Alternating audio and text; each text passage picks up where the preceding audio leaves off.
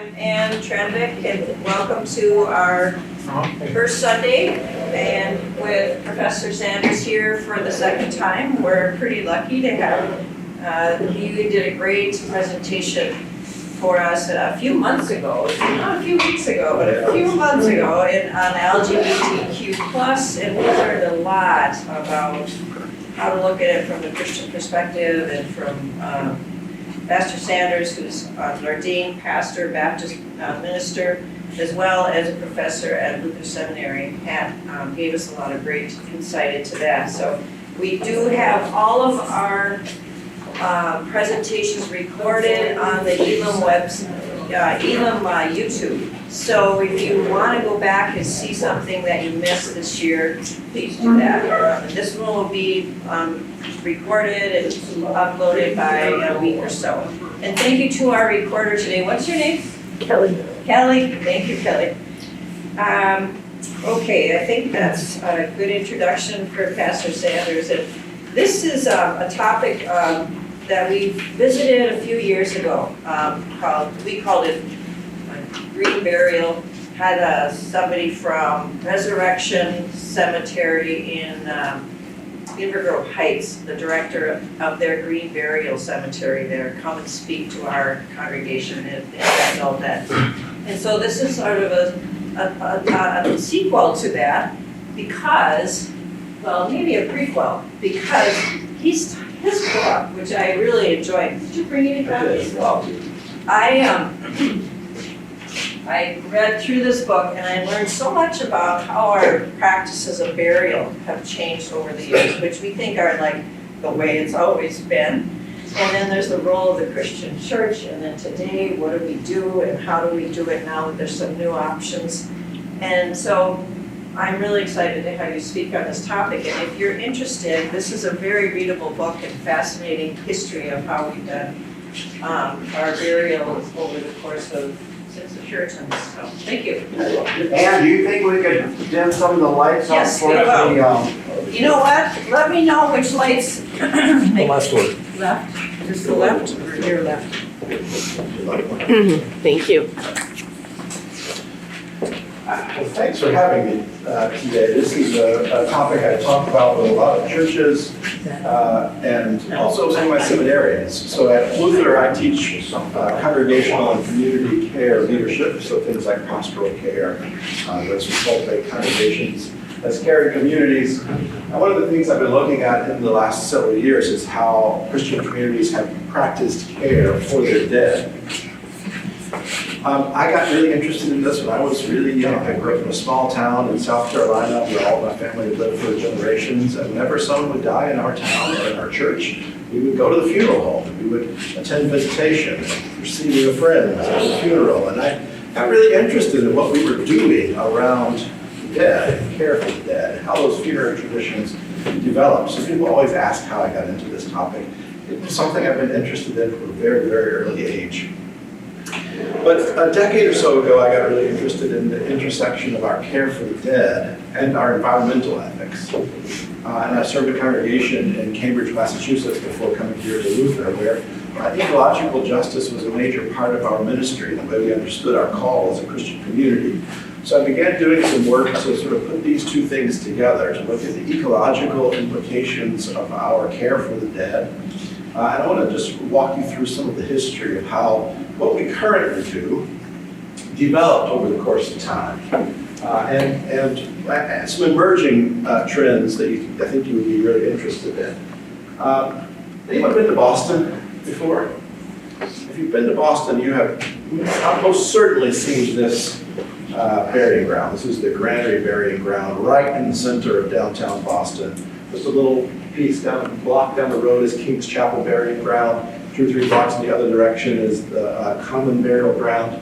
And then about a half mile up into the north end is the Cops Hill Burying Ground. Those are the 4 original burying grounds in Boston when it was founded as this Puritan city. This is where everyone in the city would have been buried, right in the center of town, where everyone walked by every day of their lives. You lived in the midst of the dead among you. Importantly, in the sort of way in which the dead were placed in the midst of the living, were the ways that these burying grounds, and notice I'm being very intentional not to use the word cemetery, because that was a notion that developed a good bit later, and we'll get there. But this was a burying ground, a place where they put their dead. And one of the ways that this operated in the imagination of the living was as a reminder of death. For Puritans, burying grounds were civic spaces. They were not consecrated spaces like the Anglicans or the Catholics would have had. They were civic spaces where they placed their dead. And if you ever walked through these burying grounds on your trips to Boston, you saw iconography like this, the winged death's head. Words like, "Here lies buried the body of." You never see in these historic Puritan burial grounds words like "in memory of." That came later. At this point in history, 1700s, the Puritans were interested in these places reminding you of death and your own death so that you would get right with God. This is one of my favorite iconography pieces in one of the cemeteries, or in the burying grounds there. It's this full skeleton in repose, holding the scythe.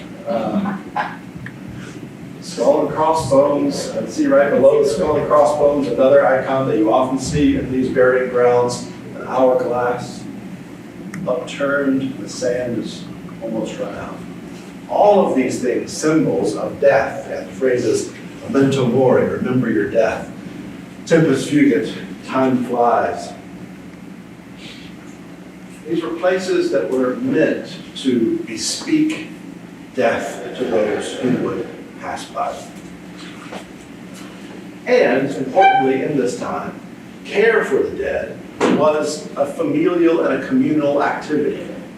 Families cared for the dead. Typically, you died in your home, typically surrounded by your family, your loved ones, who would hear your last words, make spiritual significance of those words. When you died, you would be cared for by the people in your home, typically led by the women of the home, because death care was a means of, or a function of domesticity.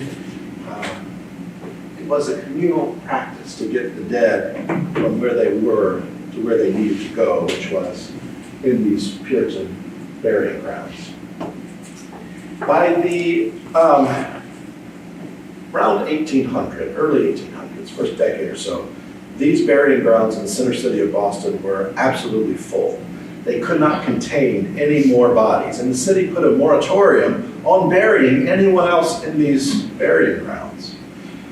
And a group of men from the Boston Horticulture Society, one of whom was Dr. Jacob Bigelow, a physician, another of whom was Jacob Dearborn, an architect, landscape architect, and other men from the Boston Horticulture Society had the idea, and this was a brand new idea at the time, of developing a rural cemetery.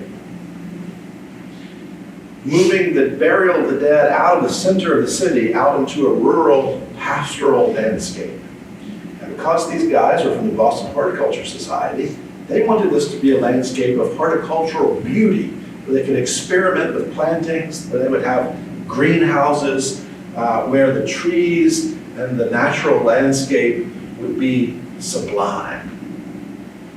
For the Puritans, that was absolutely not what they were wanting to do with their burying grounds. In fact, they were stark places, morbid places, places where you wouldn't go and visit. Because for the Puritan religious mindset, anything that would take your mind off of God might be a distraction from your devotion to God. Nature could be a distraction from your devotion to God. But around the early 1800s, a lot of things were taking place in the country that helped those things in the minds of Bostonians to shift. One was just the practicalities of the burying grounds in Boston being full. They had to do something else. Another was that this is still a very young country, 1800 or so. We had no real history as a country, and there were people who were interested in constructing the story of the United States. And part of the way that they thought they could do that is by erecting monuments to great figures. So this was around the same time when we start seeing big monuments like, that we think of. In Boston, there's a big one on Bunker Hill, other places that are monuments to great men of the country typically, and they thought one place where we could erect great monuments to the people of this country that would help tell our history is at the site of their burial. So this was one idea that was feeding into this movement of the rural cemetery. Another was the miasma theory of diseases.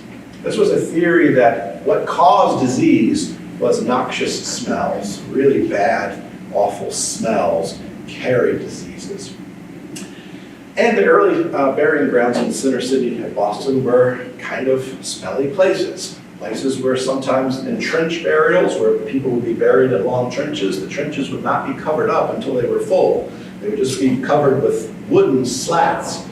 So they were places that people feared might be causing diseases. Of course, we know now that's not true because that was before germ theory, but later we discovered that wasn't the case. But nevertheless, that's what they thought at the time. So it was another impetus for them to get the dead out of the center of the city. Another piece of this was the booming population of Boston and other cities like it. It was growing exponentially at this point. So they needed some solution to these full burying grounds. And the Puritan influence by the 1800s was waning. And on the rise was transcendental thought. And in transcendentalism, nature does not distract us from God. Nature leads us to God. Nature can speak to us about the divine. All of these influences come together to produce, in 1831, Mount Auburn Cemetery in Cambridge, Massachusetts, right across the river in Boston, where I spent 8 years serving a congregation. Anyone go to Mount Auburn when you visited Boston? If you ever visit Boston again, do not miss Mount Auburn Cemetery. When Mount Auburn was founded in 1831, and this is the Egyptian gates that were built right out in front of the cemetery in 1832, when Mount Auburn was founded,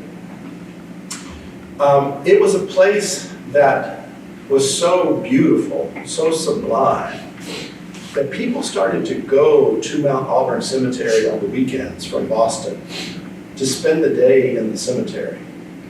They would take picnics, spend all day Saturday in this beautiful pastoral landscape in Cambridge. It became so popular that they had to start selling tickets for people to get in because there was just no room for everybody that wanted to spend time in Mount Auburn Cemetery. This was just prior to the public parks movement. So this is sort of the proto-public park. It was where people went to spend time in the natural world with their families. It was so popular that there were programmed tours that people could take from Europe to the United States.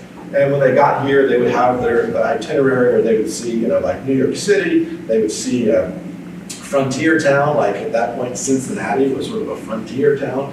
And on those tours from Europe, Mount Auburn Cemetery was one of the stops. It had become so famous as a landscape that people came from Europe wanting to see Mount Auburn Cemetery. One of the architects that submitted plans for the Washington Mall in DC wrote in his plans for the mall that he hoped that the Washington Mall would someday be a landscape that rivaled the beauty of Mount Auburn Cemetery. That's how famous this place became in the minds of Americans. And it started an entire movement of rural cemeteries. New York, Philadelphia, Louisville, Atlanta, they all began rural cemeteries just outside of the city limits where they began burying their dead in beautiful pastoral landscapes where horticulture was prime, where they wanted to make a place where people would spend time with their dead loved ones, visiting the graves and remembering their loved ones. Because for the Puritans, the grave was not a site of memory. It wasn't a place where people went to visit their dead. But with the emergence of the rural cemetery, it became a place of memory, a place of visitation, a place of beauty. Let me show you this first. This is one of the, just landscapes of Mount Auburn Cemetery, where I took a picture when I was there, and my many visits to this cemetery over that time. One of the long mausoleums there.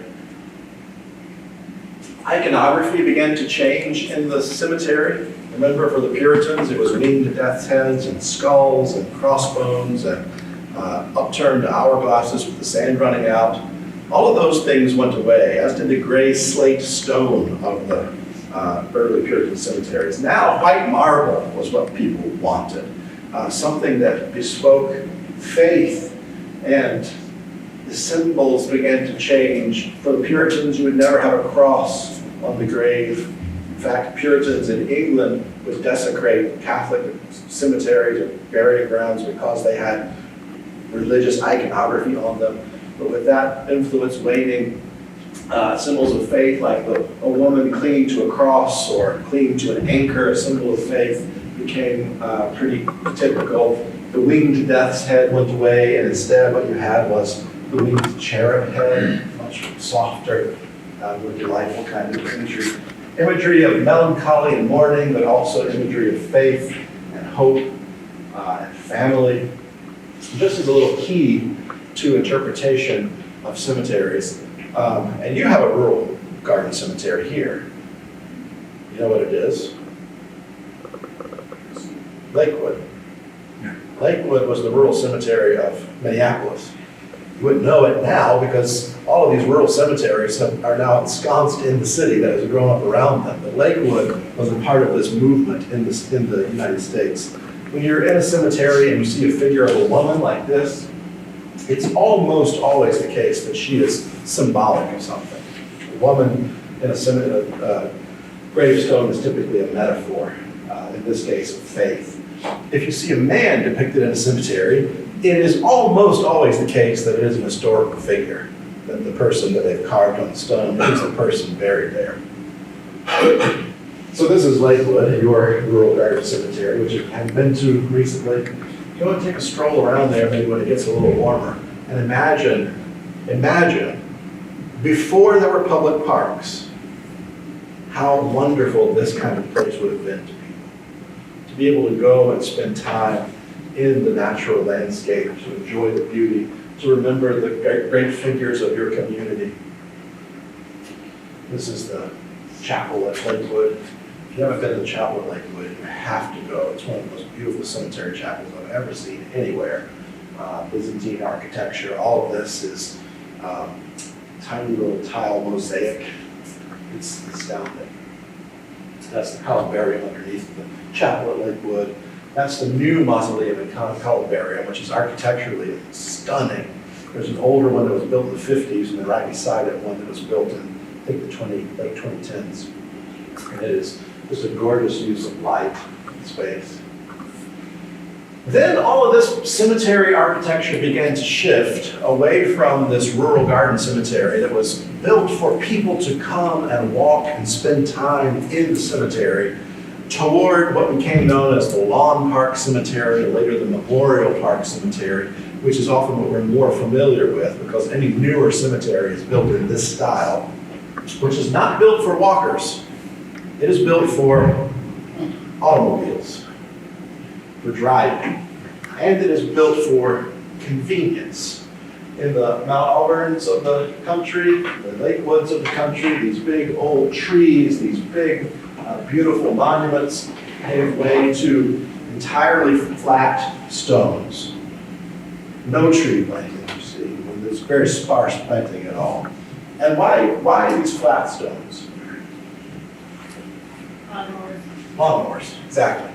Makes it easier to maintain. So that's sort of the development of the way that we have buried our dead in this country, from the Puritans to the present. That's one of my favorite little stones in a Lawn Park Cemetery, excellent shiner.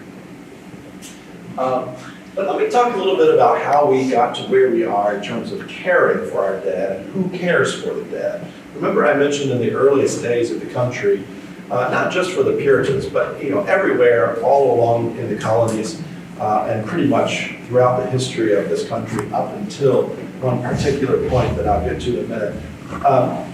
Care of the dead is a familial activity. It was something that families did for their loved ones. Their communities, their churches came around them to help them to get the dead where they needed to go. And early on, before there was anything like a funeral director or an undertaker, the earliest kind of emergence of some professionals getting involved in this picture were cabinet makers. And cabinet makers were making the coffins, caskets for people. And so you can see these guys are picture framers, cabinet makers, and undertakers, because they also make coffins. And this grew a little bit to in the rural garden cemetery era, when people were no longer going right down the road and being buried in the center of the city, but they were going a few miles outside of the city. In the time prior to cars, there were people who had carts who could get the dead out to where they needed to go. So little by little, there were these pieces of death care that started to be given over to others who had some sort of expertise in cabinet making or had the capacity to move the dead to a rural landscape. This is a picture of a person in her living room, being visited by family, cared for by family. What changed this practice of familial death care and started the turn toward the professionalization of death care, and what we think of now as the funeral industry, was the Civil War. In the Civil War, hundreds of thousands of men died away from home. And this was extraordinary. This did not happen prior to this. It was rare that people would die away from their homes. Usually you died in your home, in your bed, surrounded by your family. But now every family was losing loved ones hundreds of miles away on battlefields. And it was a traumatic occurrence for people, not just because people were dying in war, but because people were dying and the family did not have the body to take care of. Because that was an essential part of their care for their loved one, to care for their body. This was so traumatic for people that people in Union families would often send a couple members of the family down to Confederate battlefields, and they would literally wade through battlefields full of corpses to try to find their loved ones. They desperately wanted that act of care for the dead to be possible. How this began to shift our funerary care was that a group of industrious men, the primary one here, Dr. Thomas Holmes, developed a process called arterial embalming, which is basically the same kind of embalming process that we use today. And what happens in this kind of arterial embalming is a little incision is made here, an artery is found and lifted up a bit, a large kind of needle is pushed into the artery. And back then, it was a hand pump, now it's an electric pump. But carcinogenic fluids are pushed into that artery, and the body's natural fluids and blood come out of the other end. So the body's fluids are replaced by carcinogenic preservative fluids, and the body is preserved for a short period of time. Basically, again, the same process that we use in embalming today, just with more sophisticated machinery. About 40,000 Union officers were embalmed on the battlefield in tents like this, put into caskets. As you can see, these guys on the side have already been embalmed and put in their coffins, and shipped on trains back up to their families in the Union states. Only about 40,000, because it was expensive and that's who could afford it, 40,000 officers. But I want this to be really clear to you. This was something that people were choosing to do because it was traumatic for them to lose their loved one on the battlefield and not be able to care for their bodies. They desperately wanted their loved one returned to them so that they could care for them.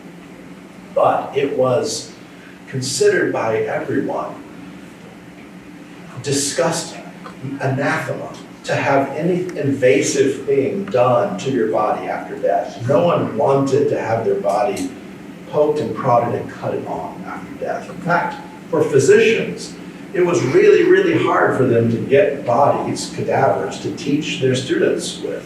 So they hired men that they called resurrectionists to go out into the burying grounds, dig up a fresh corpse, bring it back to the lab. They taught their students with it, and then they took it back and buried it again. Because no one would have donated their body to be cut on by medical students at that time. And also, no one would have chosen embalming. It was absolutely anathema to people. And it continued to be until Abraham Lincoln was assassinated. And when Lincoln was assassinated, he was embalmed and put on a train in DC and taken out to Springfield, Illinois. All along the way, the train would stop, people would come, honor their dead president. And after Lincoln's embalming, people's mentality started to shift a little bit.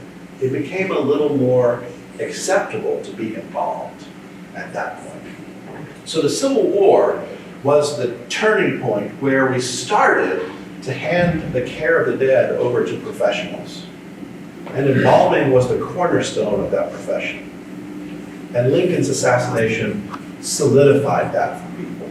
What had been a trauma stopgap measure to get bodies back to their loved ones then started to become the common choice everybody was making. And part of that was economic, because there were men who were making money on this, advertising this service, and wanted this practice to grow.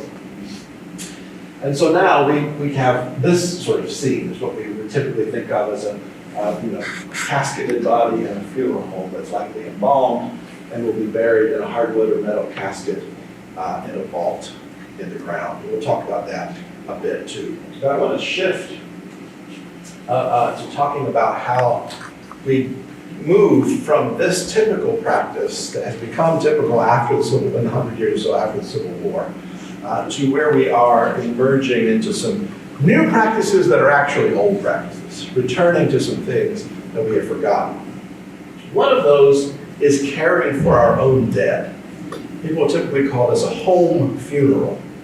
There's a whole movement in the U.S. of people who are interested in caring for their own dead rather than sending their dead to a funeral home to be cared for. This is a photograph taken of a home funeral where this woman has presumably died in hospice care in her own home, and her family is washing the body, and they will likely keep the body in the house for a couple of days to let people come to mourn, to say their goodbyes, and then they'll take that body to be buried or to be cremated or whatever the final disposition is. But this movement of home funerals has started to grow in the U.S., and if you see the first little handout that I gave you, that's my own little resource guide, you'll see a description of home funerals on there and a link to some websites like the Home Funeral Association, where there's a whole group of people, and there's home funeral guides who are trying to help families recover the skills that they need to do this if they want to. Not to send the body off to someone else to take care of, but to do it the way our ancestors have done for generation upon generation. The other movement that I want to talk about that's emerging is the shift from this very typical scene. This is a modern conventional funeral, the way that if you've been to a graveside service, this is probably what you've seen. And what you're seeing here is a hardwood or metal casket, which is being placed into a metal or cement vault. Oftentimes this vault is already buried and you don't see it, but you're seeing it in this picture because this picture is from the Wilbur's Vault Company, the people who make this beautiful vault that they want you to see that you normally might not see at the graveside. So the hardwood or metal casket containing an embalmed body is placed into a metal or cement vault and buried in the grave. And what would you imagine is the practical purpose for a vault, putting the casket into a metal or cement vault? So you can dig it back up later. Well, you could, yeah, but that's not It's a lot easier. the practical So that you reason don't sink into is the the ground. sinkage, is the Or sinkage. float away. After you decay, after your casket starts to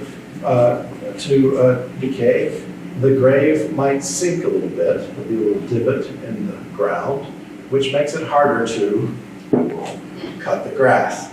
Again, so this is what we saw this in the emergence of the lawn park and Memorial Park cemeteries, where everything was arranged so it's easy to maintain. And the vault is also the way that the grave is easier to maintain because the grave never sinks. In no state is the vault required, by the way. You do not have to be buried in a vault. But many cemeteries require you to be buried in a vault as a matter of their own policies because they want it to be easier to maintain. So you drive by any modern lawn park cemetery, these vast expanses of grass, about 3 or 4 feet under that surface is a parking lot of cement and metal. Row after row, side by side, vaults lined up all the way down the rows. So emerging from this picture of the kind of contemporary, conventional way of burying is the emergence of green burial. I chose this picture, which is kind of a stark picture of green burial, because I wanted you to see a few things. One is the body here is shrouded. In a green burial, the body is not embalmed. It is naturally just the dead body as it is. And it is placed in either a biodegradable container, like a wicker basket, and there are some very beautiful wicker coffins these days that people are making and selling, or it is just simply shrouded, like this body. The grave itself is only about 3.5 feet deep rather than 6 feet deep, because 3 feet is where you get the good microbial action that breaks down the body and returns it to the water web of life. At 6 feet, there's not a lot of that action going on. And the body is placed in the grave. And in most green burial cemeteries, and there are 3 kinds that I'll talk to you about, there is some involvement of the family if they want to be involved. Some will allow you to dig the hole. Most people don't want to do that because that's actually a lot of work. But a lot of families do want to start to fill the hole in after they've lowered their loved one into the grave. The family can be much more engaged in the process. Whereas in most conventional funerals that look like this, when you leave, it still looks like this. And after you leave, some workers come with big machines and fill it in. So family usually much more involved in this. I'll get back to that in a minute. I want to talk to you about the emergence of the green burial movement a bit. This is Billy and Kimberly Campbell. Billy Campbell is the physician in Westminster, South Carolina, a small town about, an hour and a half or so from where I grew up. And I say the physician because he is the doctor in this small town. And in college, he had this dream of returning the body to the earth after death without the embalming fluids, without the metal, without the cement, in a natural way so that the body could return to the earth. And eventually, he and his wife Kimberly were able to make this dream a reality, and they founded the very first conservation level burial ground in the United States, called Ramsey Creek Reserve in Westminster, South Carolina. And I took this picture of them when I visited there, and they're standing on the spot where they intend to be buried in Ramsey Creek someday. There are 3 kinds of burying ground, natural burying grounds. One is a hybrid burying ground, and what that means is that some of the cemetery is conventional, people being buried, embalmed in caskets and vaults, and some parts of the cemetery are set aside only for natural burials, but they're doing both of those things. That's the hybrid part of it. Then there are other natural cemeteries, like some of the ones we have around here, like the one we had a visitor from, that are natural burial grounds. Everyone is being buried naturally, but it's probably still going to look something like a cemetery. It's going to look kind of typical, except everyone is going to be naturally buried in that place. The third level is what's called a conservation burial ground. And a conservation burial ground, the objective is to keep that landscape looking exactly like it looks. If it's a woodland, then a woodland. If it's a prairie land, then it should be kept to look like a prairie land. And to preserve that natural landscape in perpetuity through the burial of bodies in that place.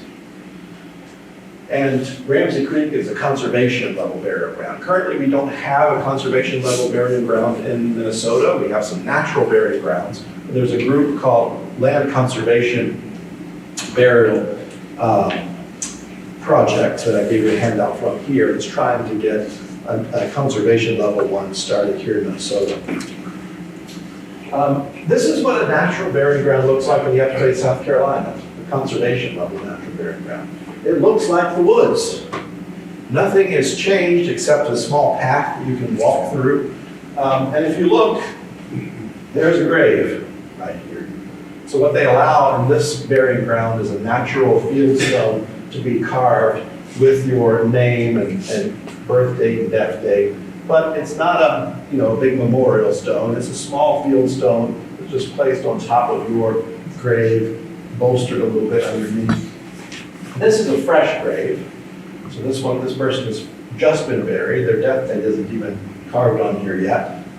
And you can see the earth is mounded up on top of the grave because as the body decays, the earth will begin to sink and it will look like this. It will just be, again, a part of the natural landscape. And this person was buried by his family here, and on their way home from the burial, the man's dog died. And they called Billy and said, our dog just died in the car on the way home. Can you bring her back and bury her beside grandfather? And they did. That's Hannah over there, is the dog. This is a little chapel that they put in. It was an old church in Westminster, South Carolina. It closed down, and the Campbells bought it and moved it into the preserve so that people could use it for a funeral if they wanted to. The other place that we visited to talk about in the book a good bit is the busiest burial ground in the country in Conyers, Georgia, right outside of Atlanta, called Honey Creek Woodlands, which was founded by the Monastery of the Holy Spirit, the Trappist Monastery. This is their beautiful outdoor chapel in the midst of that conservation burial ground. This is what that one looks like if you're walking through it. And as you walk through, you'll see, off over here, a mounded up grave, fresh grave. Walk a little further, you'll see a flat stone where the grave has already become part of the earth again. This one just had a simple wooden cross that the family put on top of it, no marker at all. And people always ask me, if I wanted to find my loved one in a conservation burial ground, how would I do that if the grave is, just looks like the forest floor again? Every single grave in these burial grounds is marked with a GPS location. So this is the computer in the office, but they can give you the precise GPS coordinates for your loved one. And when you put it in your GPS, you walk into the burial ground, and you can find the grave of your loved one, even if it looks just like the forest floor again. So you still know exactly where folks are buried. But for a lot of people, the beauty of this is that it is not the grave itself that is the site of memorial for the loved one. It is the whole ecosystem of that place that is the memorial for their loved one.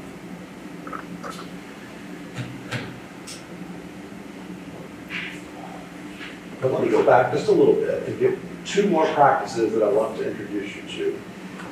One is called water cremation. Water cremation is a process that does basically the same thing that flame cremation does. It breaks all the body's soft tissues down into just bone, and then the bone is ground into a fine powder that we call ash, but it's not actually ash, it's bone dust. In flame cremation, this is done by heating up a crematory retort to about 1800 degrees, and over the course of a few hours, the body is broken down by flame, and then the bone ground into ash or bone dust. Water cremation does the same thing except without flame. It does it with water, and an alkaline solution and heat. And the body is placed into a container that looks like this, and that water and alkaline solution washes around the body for a period of hours, breaking all the soft tissue down.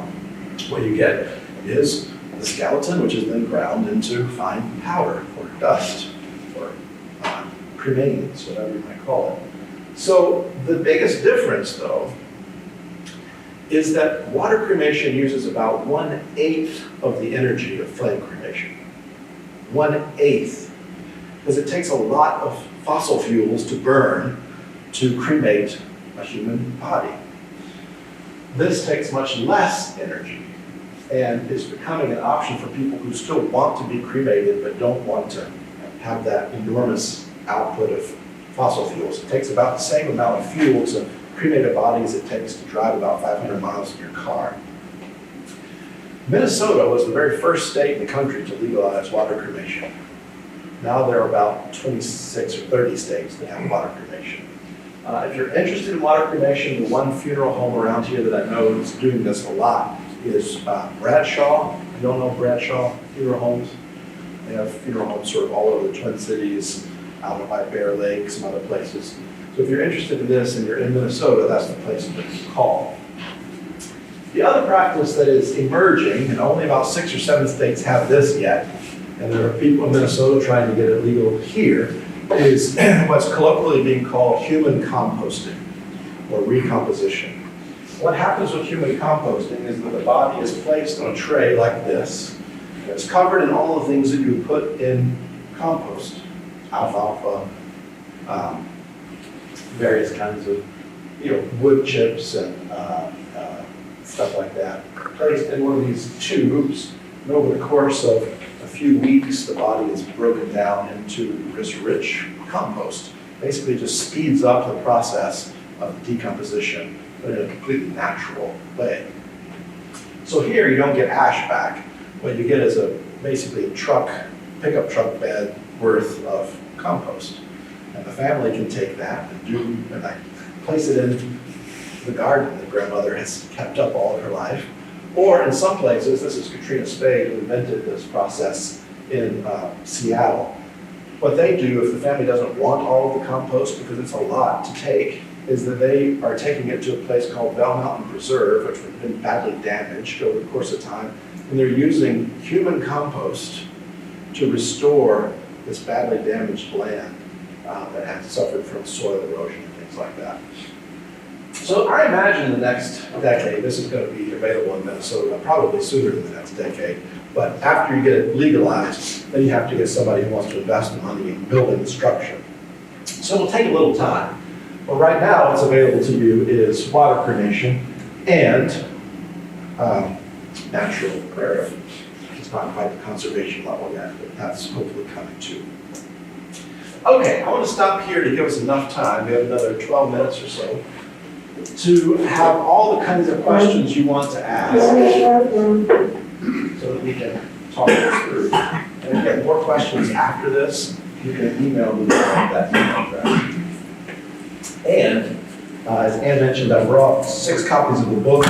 They're $20 a piece, which I think is about $6 cheaper than you can get at retail. And I can take you cash or check or Venmo if you'd like a copy of the book before you leave. Just let me know.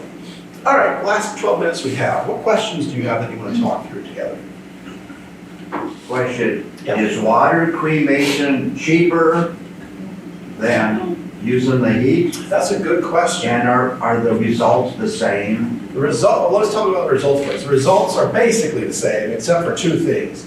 With flame cremation, if you've had a loved one cremated, you've gotten back their ashes, and you've looked in the box, and you've looked in the urn, the ash is very gray and grainy, as you would expect after coming out of a fire. From water cremation, the ash that comes back is very white and powdery because it hasn't had flame placed on it. It's just the ground up bone. The other difference is you get more ash back from the water cremation than you get from flame cremation. So it's basically you're getting back the same thing, except one is a little bit bigger volume and white and powderier, and one is a little smaller volume and gray and drainier. The cost is dependent on how widely it's available. So in Minnesota, obviously it takes a funeral home investing thousands and thousands of dollars in one of these water cremation machines. And there are a lot of funeral homes that just aren't going to do that unless they know the demand is enough for them to make back that money. Bradshaw, though, invested in this machine because they thought it would be something the community needed. And what some funeral homes do, and I think Bradshaw did this early on, and maybe still, I'm not sure, is so that families didn't have to make the decision based on economics, they made it the same price as flame cremation, and they just paid the extra cost of the water cremation, because it really was a little more expensive for them. But they made it equitable for families to have that choice. So generally speaking, cremation, flame cremation, is the absolute least expensive thing that you can do. Water cremation also fairly inexpensive.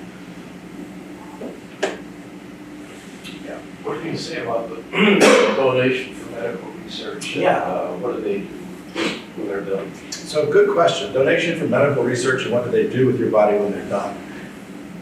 Usually when you're donating your body for medical research, you're doing that to a medical school. You may have whatever.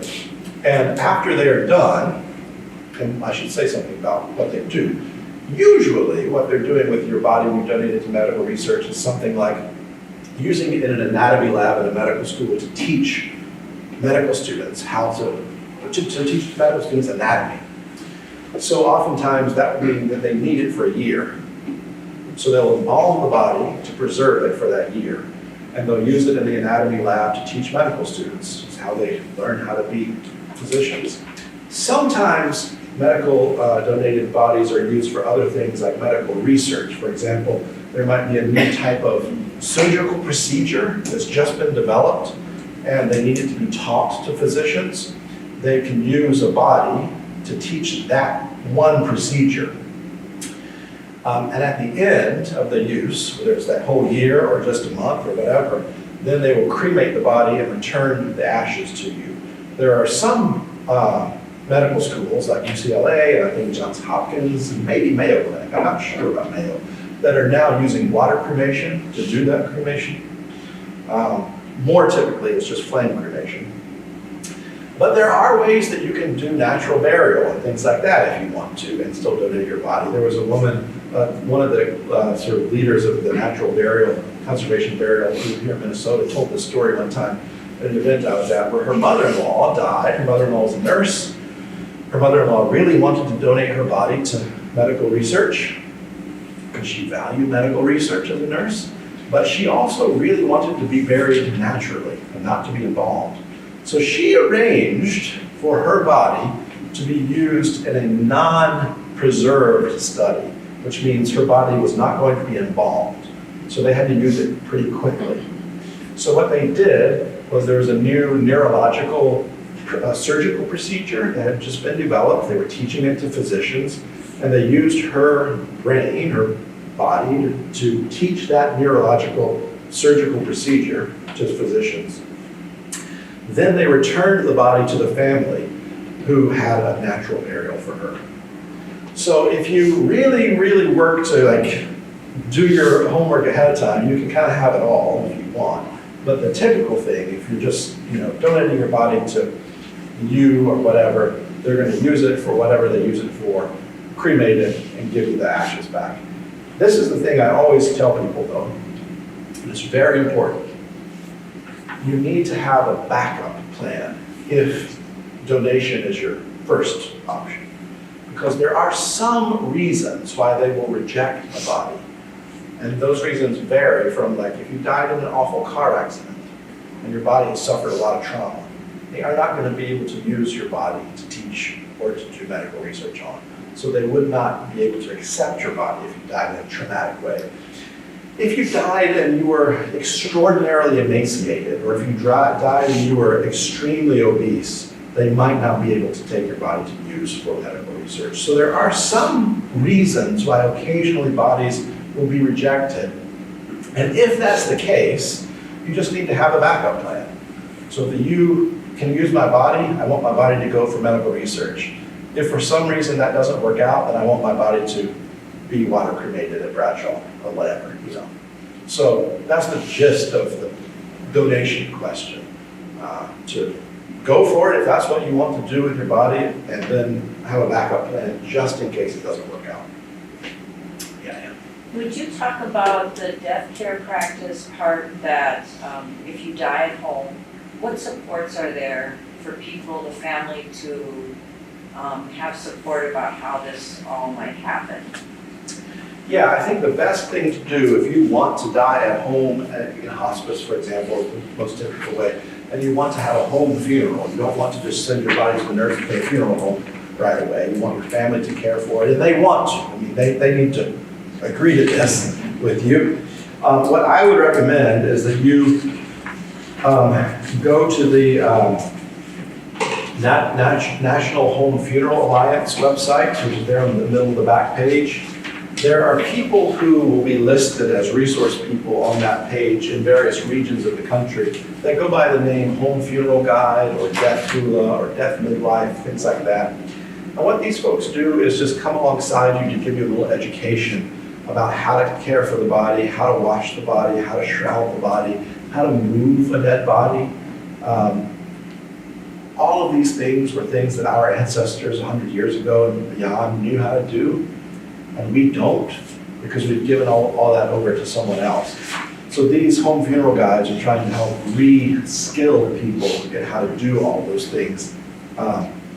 So I would say if that's what you wanted, you might partner with a home funeral guide before the need arises. That would just give you some of those skills and resources and things like that. And what's the role of our current mainstream churches in helping people to make this shift into a different way of That's burial? a really good question. So one thing I want to name is that for our Jewish siblings and our Muslim siblings, death care is still typically a communal activity. In Judaism, there's the Havra Kadisha, sort of a death care society in a region where if someone wants to be cared for by their community, when you die, they will call these people together. They will come around the body, usually at a funeral home in a specific area. A Jewish funeral home has been set aside for the Havra Kadisha to use. And these people, lay people, and usually a rabbi, maybe will care for your body, washing it, shrouding it, saying prayers over the body as you are being prepared. When they're combing your hair, when hair comes out of the comb, they always return the hair to the body. It's such a beautiful, peaceful, and respectful process. And then typically for traditional Jewish burials, it is always green. I mean, there's no green burial in Judaism. It was all burial, green burial. The body is shrouded or placed in a biodegradable container. Usually for Jews, it's a plain pine box. And that plain pine box is placed directly into the grave and buried, usually within 24 hours. In some Jewish traditions, when the coffin plain pine box is placed into the grave, the bottom is broken so that the earth and the body can connect. You know, it doesn't have to wait till the wood decomposes. For Muslims, this is also basically the way it happens too. The Muslim community will come around the dead, prepare that body, usually in a room set aside in the mosque for washing and shrouding bodies. Men care for men, women care for women, and then that body is buried in a shroud in the grave. And if they need to use a coffin, they will often use a Jewish coffin supplier to buy a plain pine box for that body. Now, many churches, not many necessarily, but some churches are becoming more interested in returning these practices to their communities of faith too. So one way is to develop some competency within the congregation, 3 or 4 people who just go to some workshops with death midwives or home funeral guides. They read the material, they help resource the congregation to care for the dead if they need to. They know where to help their fellow congregants find green burial options. But some congregations and religious communities have been involved in founding these conservation burial grounds. For example, the Monastery of the Holy Spirit in Commerce, Georgia, a Trappist monastery, they felt like it was part of their call as a monastery to begin this conservation burial ground because they had this, 100 or so acres of land that abutted a beautiful state forest. And they wanted some way to preserve it and also care for their community. So they started this conservation burial ground, which is open to anyone, not just Catholics. And it's the busiest conservation burial ground in the country. There's a Unitarian Universalist church outside there in Dayton, Ohio, that also became really interested in natural burial, and they purchased a piece of prairie land. They began a green burial site for their community. There's an evangelical church in the upstate of South Carolina that kind of caught this vision, and they bought a small, very small piece of land and started a natural burial ground for the people, in that case, just from the people from their congregation. So there are more and more congregations becoming interested in how to help people access more natural options and also to care for their loved ones after death if they choose. And sometimes funeral directors are being helpful in this too. The funeral director I work with most in Cambridge, if a family wanted to care for their own loved one after death, but they didn't want to have to transport them to the funeral, or to the graveyard or to the crematory, they could hire him just to do that part, and he was okay with that. Not every funeral director will be okay with doing this piecemeal kinds of things, but some are. I took my class a year or so ago to Bradshaw, and they were talking to us about their processes and how there was a family coming in later to wash and dress their loved one. Usually that's something funeral directors do behind closed doors, family's not involved. But because this family wanted to be involved in it, Bradshaw made it possible for them to do that part of death care. So some funeral directors are also interested in helping facilitate this. So I think a church that wanted to resource their congregation for these practices would do well to partner with a local funeral director who would do the pieces that the family doesn't necessarily want to do or can't do themselves. And there are about 9 states in the country where you have to involve a funeral director in some part of death care. Sometimes it is transportation, sometimes it is filing the death paperwork because the funeral director is the only one that has access to the state database or something like that. But in every other state, the family can do everything from start to finish all on their own without a funeral director involved at all. I do want to say, though, that the funeral industry at this point is a very powerful lobby. And they have lobbyists in every state legislature that are trying to get laws passed in the favor of keeping funeral practice in the hands of funeral directors and establishing their dominance in that industry. And,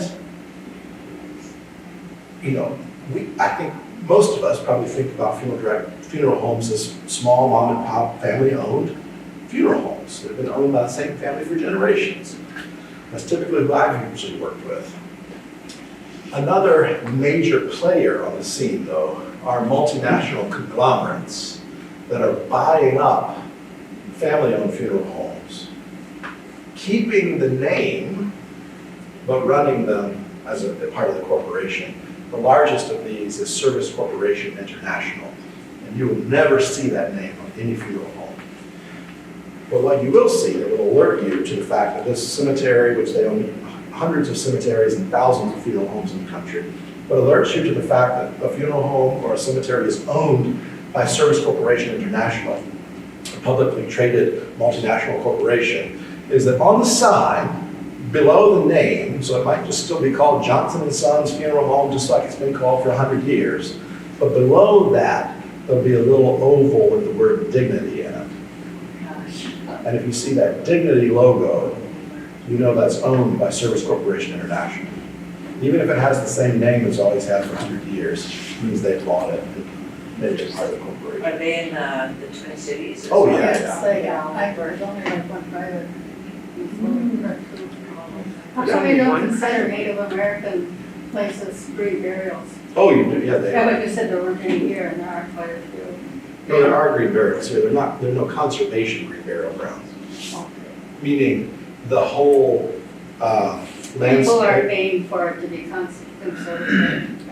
Yeah, so they're natural burial grounds, like the one that came to talk to you. So it is green burial, But a conservation burial ground has extra regulations for it to be considered conservation level by the Green Burial Council. For example, they can't use any pesticides or herbicides. It has to be held in a land trust.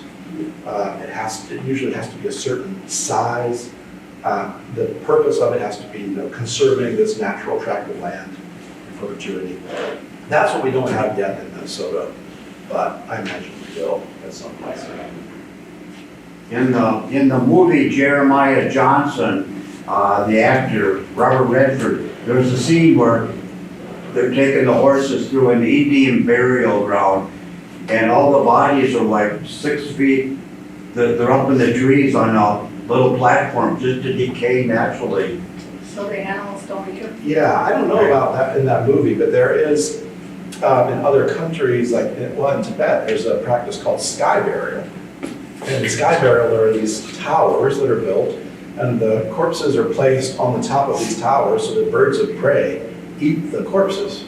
So that's also, practiced in other parts of the world and other cultures. We can't choose that for ourselves here, but yeah, those kinds of practices exist all over too. Just a comment. I had heard that, nowadays, over 50% of deaths is with cremation. It's more than 50% now. More than 50. And in many places like Massachusetts, and I think even Minnesota, it's more like 70, 75%.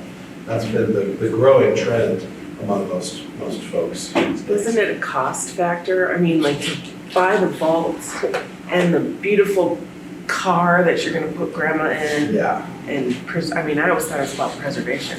Well, cost is a big factor in it, and what made cremation start to take off as a practice was Jessica Mitford in the 60s, wrote a book called The American Way of Death, where she revealed all of these very lucrative and often very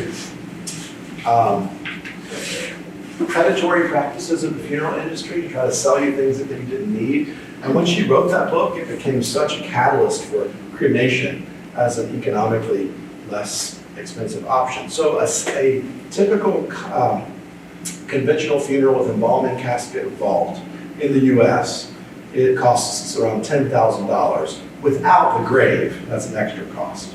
So $10,000 is like a pretty low estimate. Cremation, if you do direct cremation, meaning the body is not embalmed, you're not having a viewing, you're not sending it to you're just taking it, the funeral director is taking it to the crematory, you can get it for usually around $1,000 or so. So it's a huge difference in cost. And green burial is going to be a little more expensive than that because you're buying this place for them to be placed in the earth. So that might be $3,000 or $4,000, but you're not buying a casket, you're not buying a vault, you're not paying for embalming. And that $3,000 or $4,000 is going into this preservation of the land. It's held by a land trust. So what you're paying for is actually the preservation of this woodland or prairie land or whatever it is, not all the accoutrement of conventional burial. Isn't it true, if you're on hospice, you're certified, so you do not have to call the police, but otherwise, if you die anywhere, you have to call the police? Yeah. And that's maybe one of the traumatic things that you can avoid by going on hospice. Yeah. Hospice is really. Otherwise, you have to have the police come and investigate, even if you died and you were 100, if you're not on hospice. Yeah. Well, we're running a little over here. Yeah, thank you. Thank you. Appreciate it. Yeah, I really enjoyed being with you. Thank you.